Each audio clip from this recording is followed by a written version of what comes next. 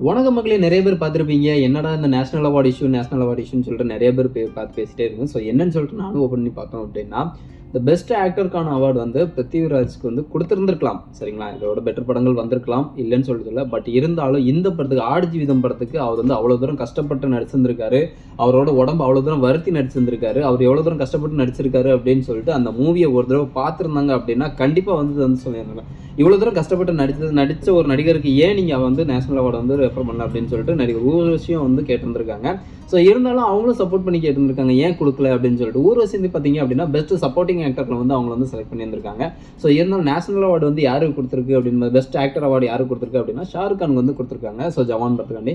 So ஜவான் படத்தில் வந்து அவர் பண்ணது வந்து இல்லைன்னு சொல்லிட்டு சொல்லலை. பட் இருந்தாலும் இது அதுக்கும் மேலே அதையும் மீறின ஒரு விஷயமா பண்ணியிருந்திருக்காங்க பிருத்திவிராஜ் சார். ஸோ இருந்தாலும் இந்த படத்துக்கு கொடுக்கலையே அப்படின்னு சொல்லிட்டு ஒரு வார்த்தை, நீங்கள் ஏன் அவங்களுக்கு கொடுத்தேன்னு சொல்லிட்டு கேட்கல, இவங்களுக்கு கொடுத்துருக்கலாமே அப்படின்னு சொல்லிட்டு கேட்டிருக்காங்க. ஸோ என்னன்னு பார்த்தீங்க அப்படின்னா, எதனால் கொடுக்கல அப்படின்னு பார்த்தீங்கன்னா, பொலிட்டிக்கல் இஷ்யூ நிறைய இஷ்யூ ஓடிக்கிட்டு இருக்கு. அதனால தான் வந்து இந்த படத்துக்கு வந்து கொடுக்காம நிராகரிச்சிருக்காங்க அப்படின்னு சொல்லிட்டு ஒரு சில மீம்ஸ் அண்ட் ட்ரோல்ஸ் வந்துகிட்டு இருக்கு. பட் இருந்தாலும் இந்த படம் பார்த்தவங்களுக்கு கண்டிப்பாக தெரிஞ்சிருக்கும் இந்த படம் எவ்வளோ கஷ்டப்பட்டு நடிச்சிருப்பாரு அப்படின்னு சொல்லிட்டு.